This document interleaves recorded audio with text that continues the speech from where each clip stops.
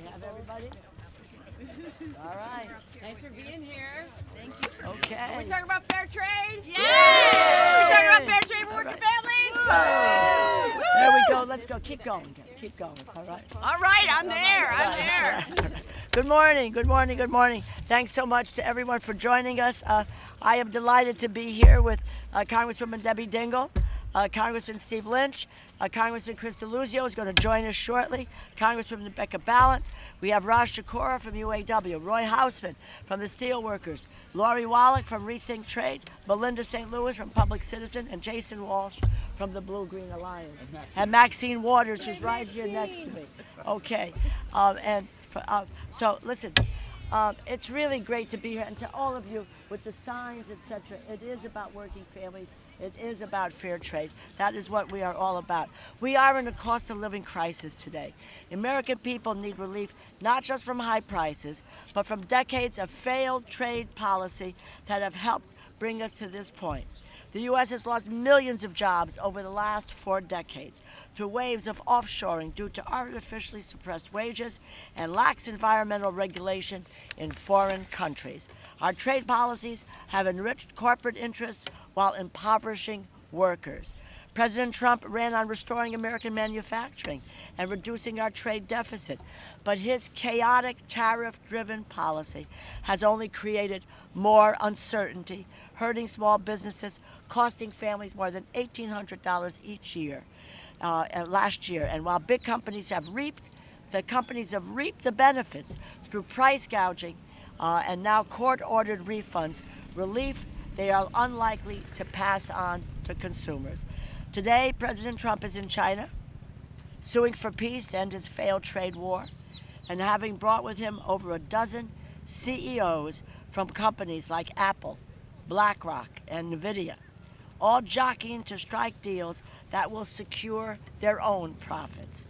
A new worker-centered approach to trade is urgently needed. That is what we are presenting today, a new vision for fair and flourishing trade organized around 10 key principles. These principles include strong labor, wage, and environmental standards, clear Made in America requirements, and guardrails against AI-driven offshoring. They include making medicine safe and to make it affordable, supporting farmers and rural communities, prioritizing working people, and they affirm that trade laws must be enforced aggressively, that agreements mean nothing if they are not backed up by actions. These are not just abstract goals, they are the ones that I and my colleagues have fought for.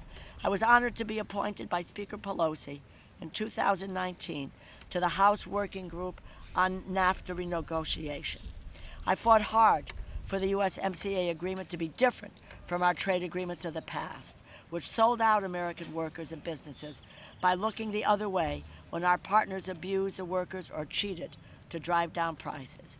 We made some big steps forward, like the Rapid Response Mechanism, which was a major improvement in how we manage trade disputes and improve labor protections in partner nations.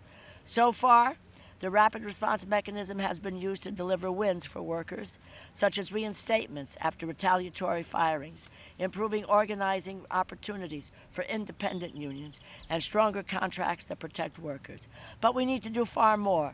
We need to strengthen the mechanism and end investor-state dispute resolution, which has been a major incentive in trade deals for companies to outsource jobs. Digital trade is a new frontier where we must stake out pro-worker policies.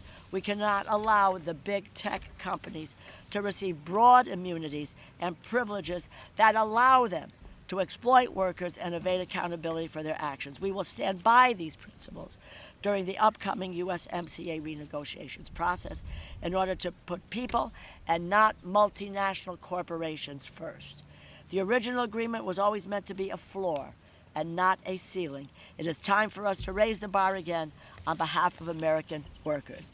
I thank you all for being here. I thank our brothers and sisters in the unions. Thank you for fighting side by side with us. Please know that we are with you, and we're going to make this fight together. I'd like to introduce my colleagues, Congresswoman Debbie Dingell from the great state of Michigan. Okay, Maxine. I'll do Maxine Waters of Los Angeles, California. Okay, here you go, Max. Go for it. everybody. I'm so proud to join my dear friend, Congresswoman Rosa DeLauro, and all of my friends and colleagues as we propose a new Democratic vision for trade policy. Now, let me just be very clear. I have been befuddled because of the way that the president has used tariffs. Increase, decrease, I didn't know what impact it was having on trade policy. I didn't have a clue about what to do. But I want to tell you, I absolutely support Rosa DeLauro. I will follow her anywhere she goes. She is absolute expert on the issues that are confronting us today. And so I wanted to be here just to say, first of all, thank you, Rosa. For far too long, our nation's trade policy has put corporate interests first, benefiting, of course, wealthy individuals and large corporations at the expense of working families, local communities, small businesses, family farmers, the environment, and the national and economic security of the United States. Since 1994, the United States has seen the closure of over 70,000 factories and the loss of millions of manufacturing jobs, including millions of good-paying union jobs. And Donald Trump promised working families he would change our failed trade policies to protect workers, create jobs, and put America first. Instead, again, he has unpredictably and erratically imposed and removed tariffs and cut backroom deals to enrich his friends, his family, and his wealthy campaign donors. Trump has shown that he is chaotic with all these policies. He has eliminated billions of dollars of investments in domestic manufacturing, while large corporations continue to close factories and lay off workers in order to maximize profits by chasing low wage overseas. We are here to say enough is enough. Thank you, Rosa. We call for a new trade policy that supports working families, not corporations, and creates good-paying jobs here in the United States. We call for a trade policy that centers on workers, supports family farmers and consumers, promotes a healthy environment, and enhances our national well-being. Trade agreements should not allow companies to seek out low-wage labor markets with weak worker rights and environmental protections, pitting workers against each other in a never-ending race to the bottom. Trade agreements must include strong, enforceable labor, wage, and environmental standards that will protect workers here in the United States and in the countries we trade with. This new vision, I really believe, will deliver benefits for everyone, not just for the very top. And I'm so proud that we're here with the leadership of one of the giants of our party, Rosa DeLauro. Thank you so very much. Thank you, Maxine. You know, Maxine and I came to the Congress together, and she is, as you know her, is a fierce fighter, always standing up for people, and I'm proud to, that we are co-conspirators in what we do. So thank you, Maxine. Thank you for your kind words. Steve Lynch, Massachusetts. Okay. Come forward, Stephen. Thanks, Rosa. Union. Thank you very much. Appreciate it. Thank you, Rosa. Rosa has been an absolute champion, along with Ms. Waters as well, my colleagues. Thank you for standing up. And I want to thank the Machinists Union back there for all your support. For too long, the trade laws that have been negotiated by Republicans in this government have put U.S. workers at a disadvantage. But and we need to make sure that there are labor safeguards, wage safeguards, and environmental safeguards in all of these trade agreements that go forward with this administration. I want to point out something that happened yesterday. We had a hearing in the Financial Services Committee, and many of you know that our Federal Reserve Bank, which is the largest lender in our country, has a dual mandate. One mandate is to create price stability. The other mandate is to make sure we have full employment.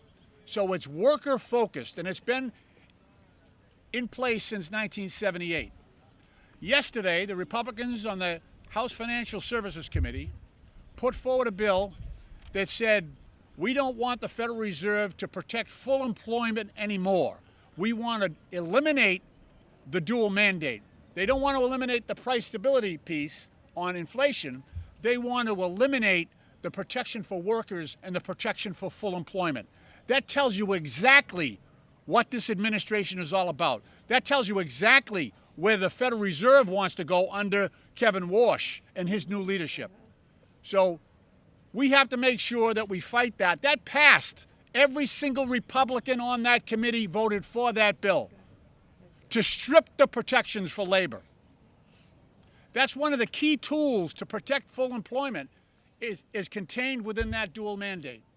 When unemployment gets too high, the Federal Reserve will often lower rates because they have a mandate on full employment. Now the Republicans want to strip that away. That will have huge negative effects on American workers at a time when there are millions and millions and millions of jobs that are at risk right now because of the advent of AI. Just think about self-driving cars. How many Uber drivers? How many truck drivers? Millions of people rely on transportation across this country. That's just one example. Never mind the back office space and the new technologies that are wiping out jobs as we speak. This is not the time to strip that one protection that workers have in the hands of the Federal Reserve Bank. So I'm so proud to stand here with my colleagues and my brothers and sisters from the Machinists Union and Public Citizen. I know they've got folks out here as well.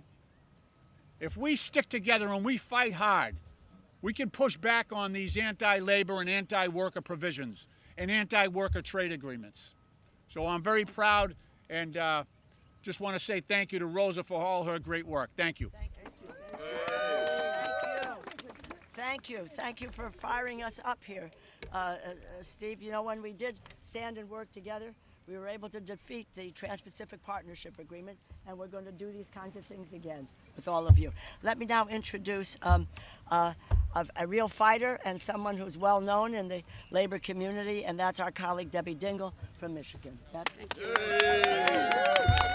Thank you, Rosa, and it's great to be here with all of my colleagues behind me because we are continuing to be in a fight for working men and women across this country. And it's great. It's not only great to be here with the Machinists, but the red is UAW, who are they're all my brothers and sisters.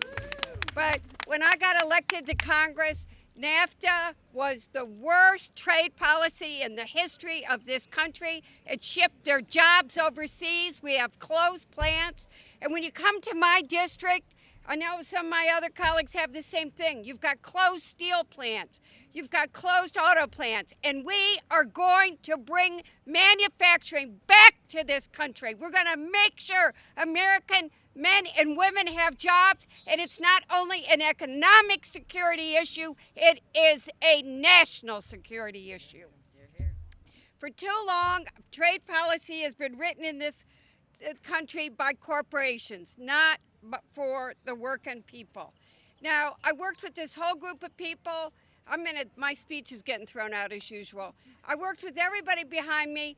Donald Trump got elected. I told everybody he was going to get elected because he understood that workers were concerned that their jobs had been shipped overseas and wanted to see somebody fight for them in this country. Okay, he did. He rewrote NAFTA. We have USMCA. But now, and today, he's in China. So let me talk about what we're here for. We are here to make sure we have trade that works for every working man and woman, that we play on a level playing field. Okay, tariffs are a tool in the toolbox, and I'll talk about China in a moment.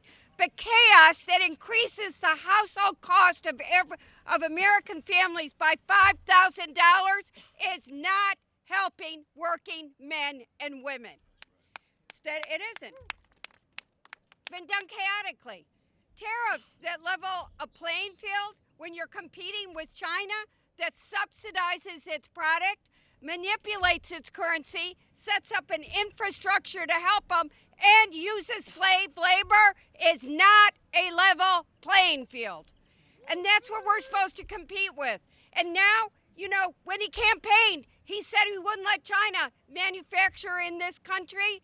And then he came to Detroit in January. I think he thinks I might not have been listening, and said maybe I'm open to manufacturing happening China in this country. Like hell, it ever will.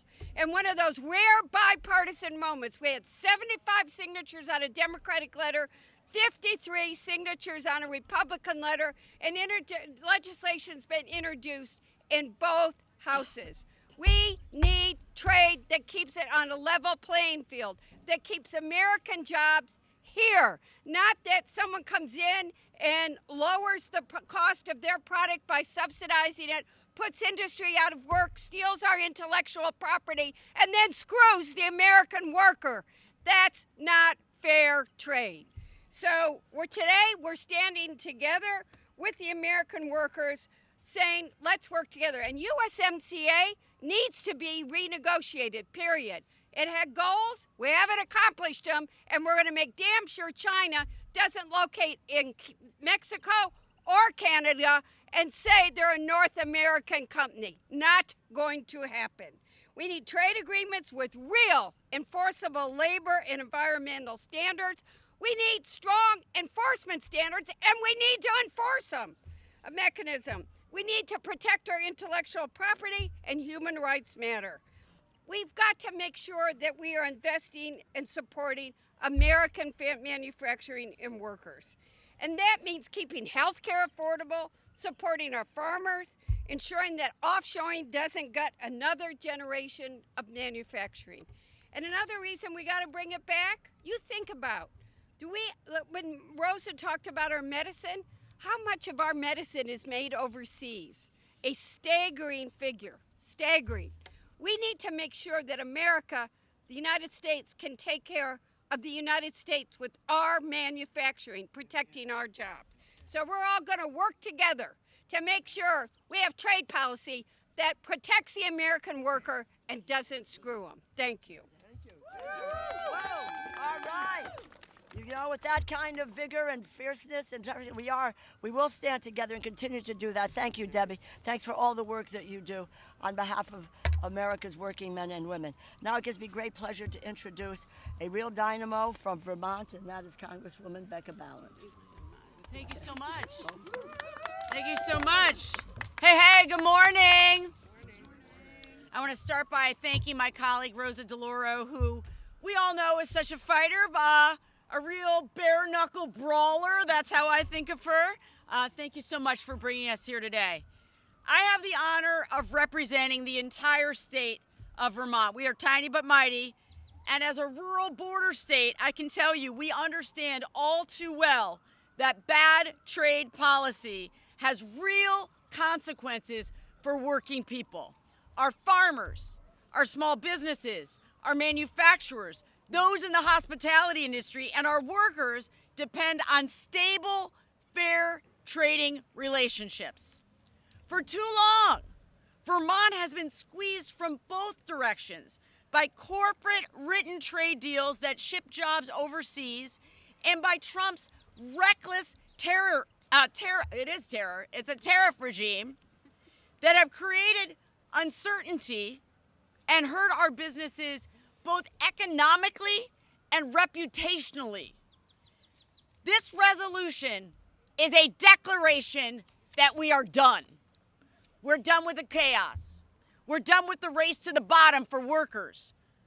We're done with a trade policy that benefits massive corporations and leaves our small businesses behind. We're done with a trade policy that prioritizes the needs of big tech over everything and everyone else. Americans and communities across this country can't afford to keep paying the price of this broken system. They need relief, and they are telling us this in every possible way. Working people are being told constantly that you have to tighten your belts. You need to accept less. And this is really hard to take as they watch CEOs and shareholders just keep getting richer and richer. And I can tell you, what my workers tell me in Vermont is it feels like a kick in the teeth. But we can do trade better. We can. That's why we're here today. We can have a trade policy that protects workers' rights and strengthens labor standards. We can stop corporations from exploiting people and polluting communities in pursuit of cheaper labor and bigger profits.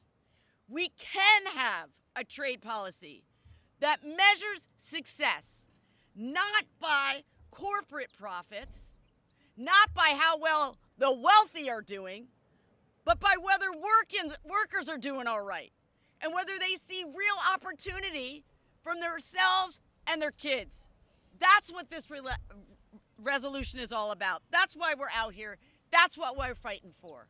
And I got to tell you, every single member standing behind me understands that it's working people at the center of our economy. It's working people that brought us the middle class. And it's working people that have to be at the center of the work that we do, both in this election cycle, but also beyond. We have to deliver for working people. Thank you so much. Thank you. Wow. Thank you. We can and we will deliver for working people. That is the goal. And let me introduce Chris Deluzio, Congressman Chris Deluzio from Pennsylvania. Chris. All right, good morning, everybody. Rosa, thank you so much for convening us and leading on better trade. Proud to be joined by my colleagues and especially by folks in labor. What's going on, guys and brothers and sisters?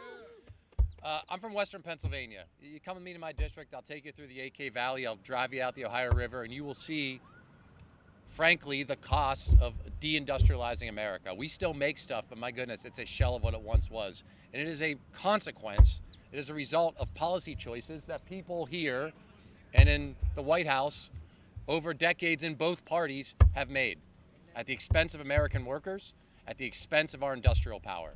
And we are all paying for it. Life is continuing to be more expensive. We continue to have supply chain problems. We continue to have workers who are working their butts off and not getting by and getting their slice of the American dream. This fight for better trade is about turning that ship around.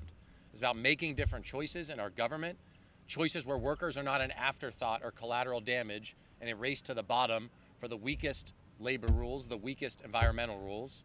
It's about where workers are at the heart of it. That is the trade policy that I think our country has to embrace, to do things differently.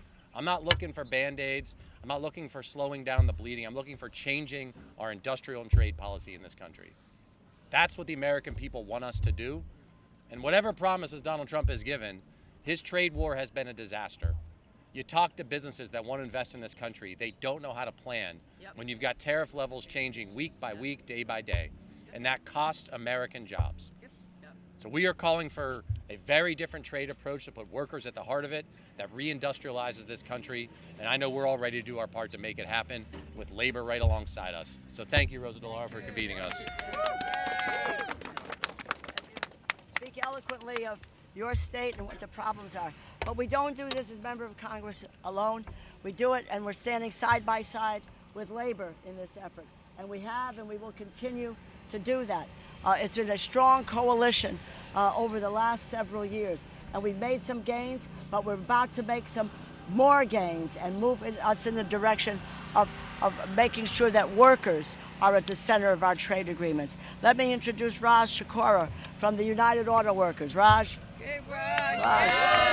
Hey, Raj. Hey. Good morning. Thank you, Congresswoman DeLauro. My name is Raj Sikora. I have the honor of serving as Legislative Director for the 1 million active and retired members of the United Auto Workers. The so-called free trade era has been a disaster for the American working class and for workers across borders. First with NAFTA and on through the USMCA, America was sold a lie. The lie was that letting corporations run wild across the continent and across the world was going to be like a boat that would, a rising tide that lifts all boats. Instead, these trade deals have been more like bombs dropped on blue-collar communities. Free trade is yet another way to wage war on the global working class. UAW members have been on the front lines of this war. The big three automakers alone have closed over 60 facilities in the past 25 years. They've opened plants in Mexico where they pay workers as little as $3 an hour to make six-figure vehicles and then pocket the savings. The USMCA was supposed to be an improvement on NAFTA, but we've seen that the benefits have continued to flow to corporate America. Let's remember that when NAFTA was first passed, the majority of Democrats opposed it because they knew it was not a trade deal for workers. It was instead a green light for corporations to kill union jobs and drive a global race to the bottom. Since then, we've seen a surge in deaths of despair, drug epidemics, and families torn apart as Congress stands by. It's time for the Democratic Party to reclaim the mantle of fighting for job security and a decent life for blue-collar communities. Yes. I want to thank Congresswoman DeLauro for leading the charge, and all the members here, Congresswoman Dingell, for speaking today, and all those who've signed on as an original co-sponsor so far. And I want to say clearly that as the UAW evaluates which members of Congress stand with us, one of the things we're going to be looking at very closely in the weeks and months ahead is who signs on to this resolution. Are you with us in our fight to keep our plants open or not? Yes. This is one of those times where you have to pick a side. Yes. Work with us to make the vision in this resolution a reality. Stand with us in our fight to transform the USMCA so that trade rules benefit the North American worker, not just Wall Street and the billionaire class. Thank you. Yes. Thank you very, very much. And we are standing strong together. You know, I can recall I was against NAFTA before I was elected to the Congress all those years ago. And when I saw it go down, when I saw what happened that night on the floor of the House, I cried. I cried because it was like sand sifting through our fingers here. We were there. We had the right arguments, the right kind of efforts with David Bonnier and others. And then all of a sudden, it turned around, and we now have known what the results of that has been in my own state, what happened with manufacturing and to their jobs, never to be recovered. Let me say someone who I have spent day in and day out with, week after week after week with the trade working group, Roy Hausman, steelworkers. Woo! Yay! Yay, yay, yay, yay, yay. Hello, my name is Roy Hausman. I'm the Assistant to the President and Legislative Director for United Steelworkers. And the United Steelworkers are in proud support of this resolution on fair trade that's being led by Representative DeLauro and many others here.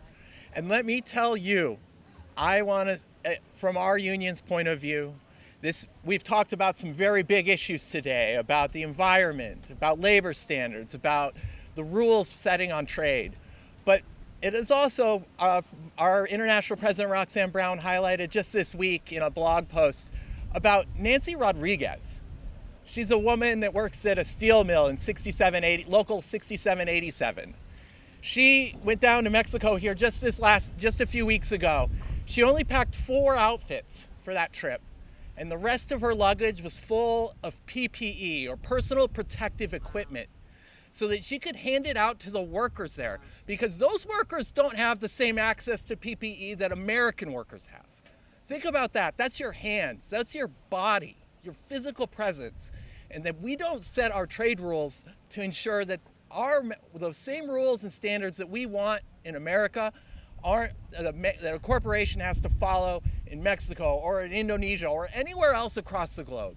That's what this resolution's about. This resolution's about making sure that those individuals, no matter where they live, what they do, that they have a right to a good job, an opportunity to have clean air, clean water, and a fair trade regime that doesn't take those things and make a profit off of it.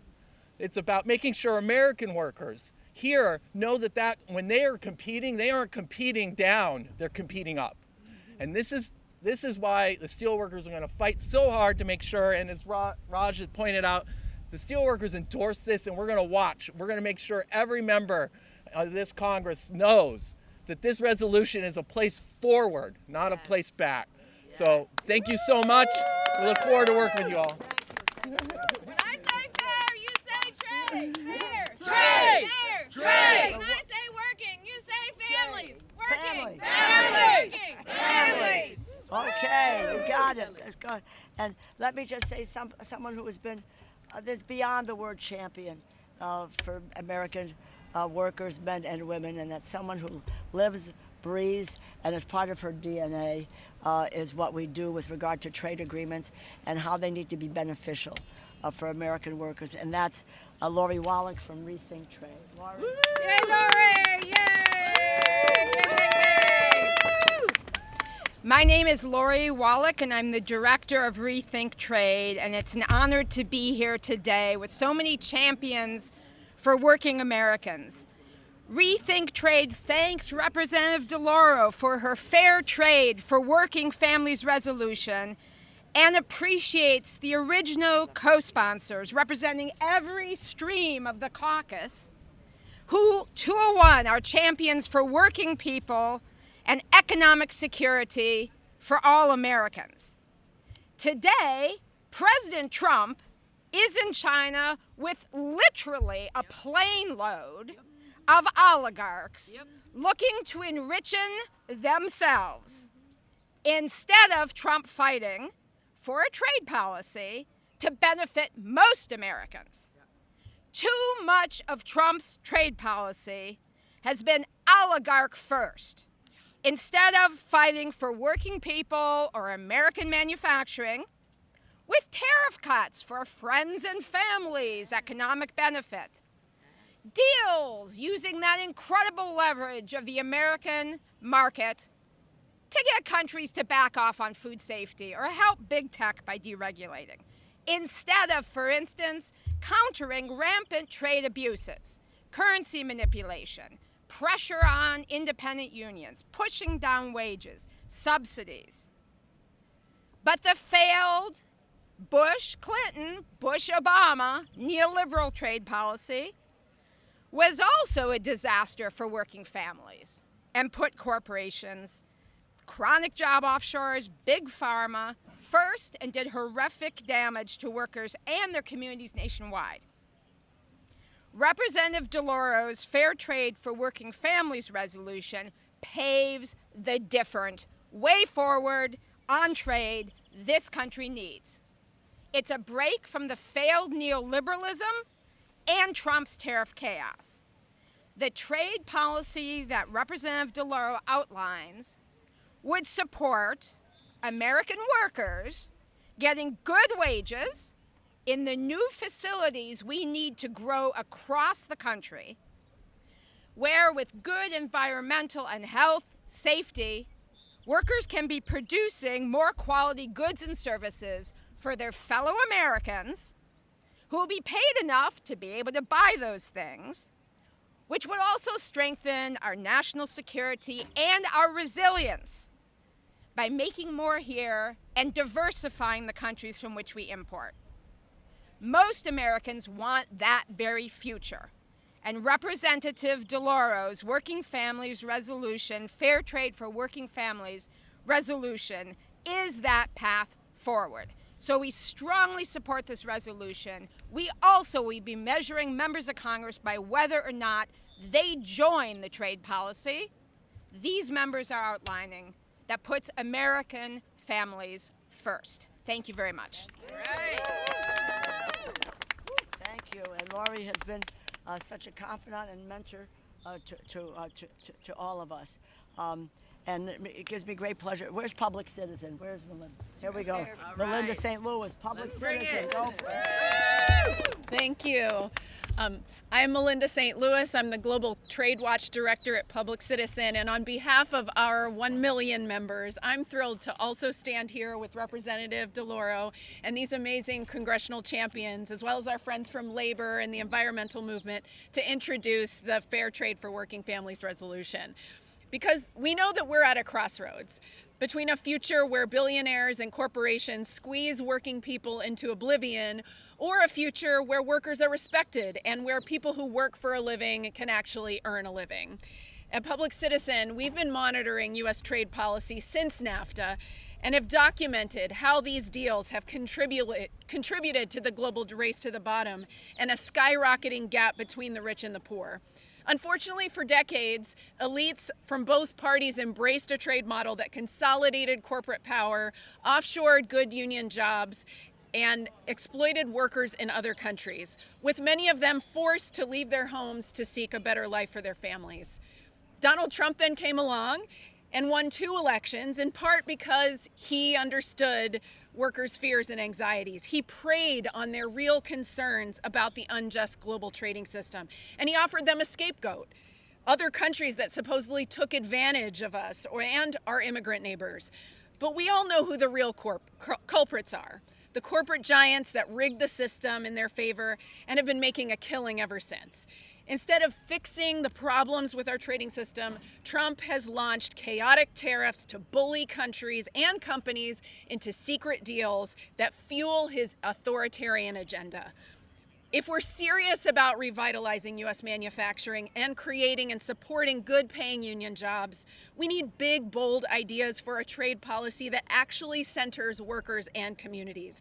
This is how we respond to Trump's lies to working people. It's not enough to be against his agenda. We need real answers.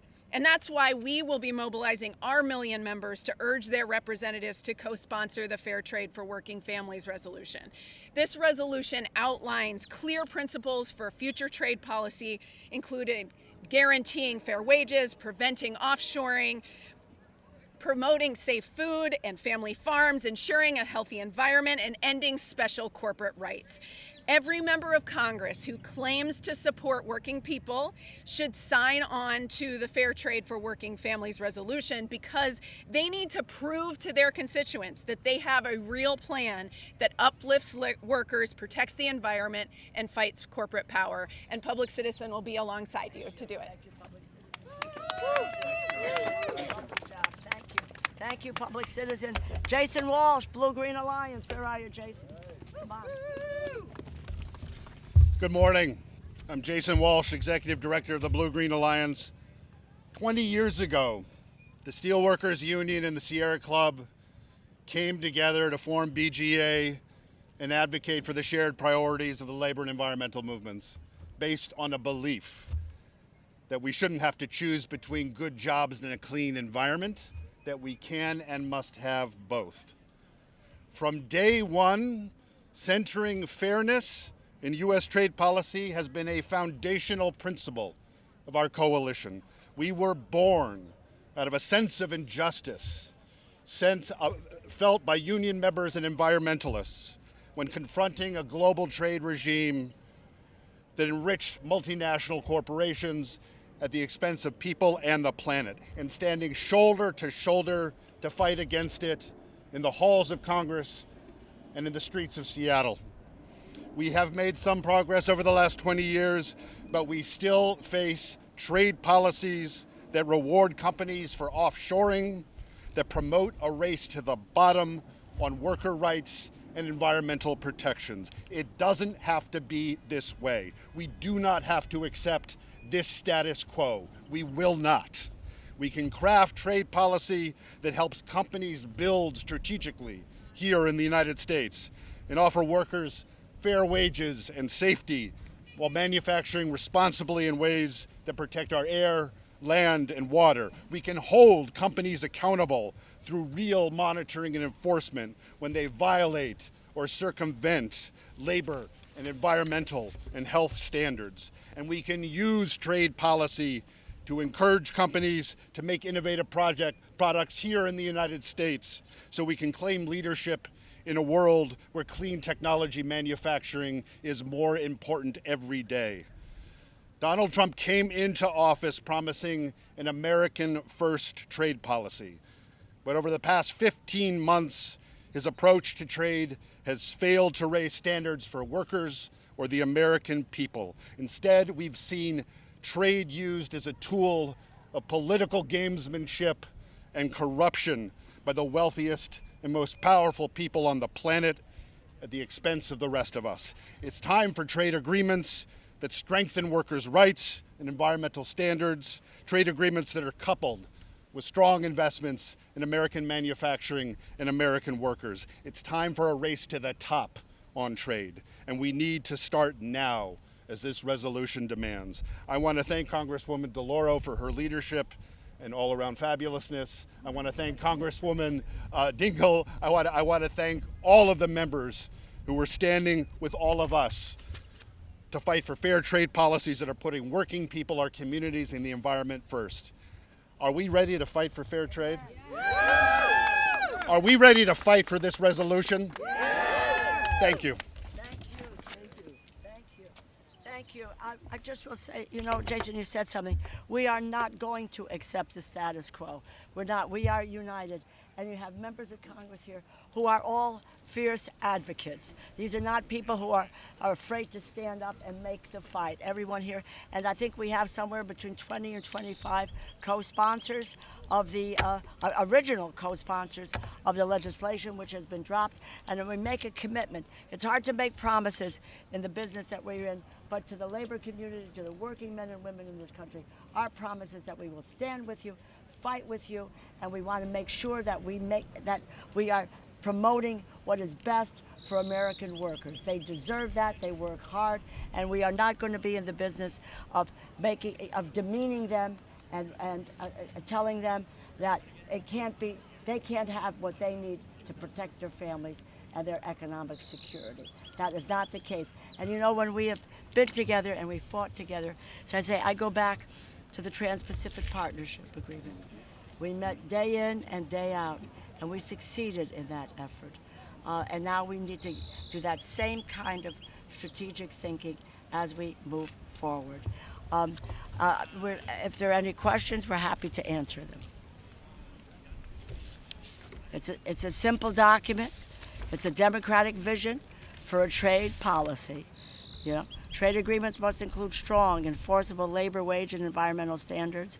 Buy America must be made in America.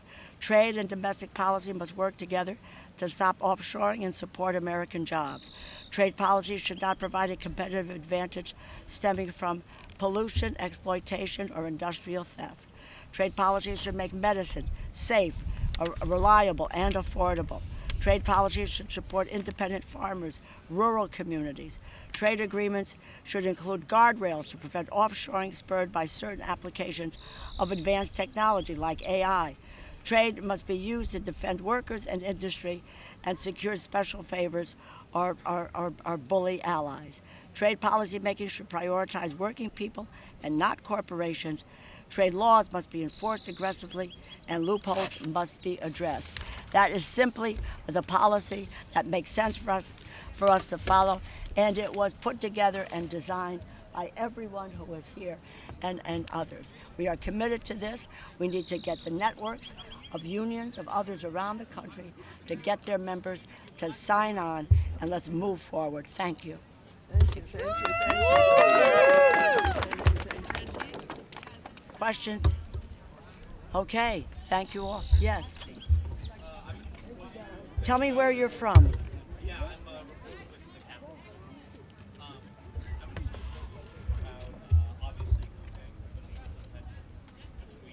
What has? I didn't hear you. What has? Has been a source of tension between Korea and the U.S. And the current administration. I wonder if you have any thoughts about that and what you'd like to see in terms of the U.S. there. Well, do we have? Anyone want to address that?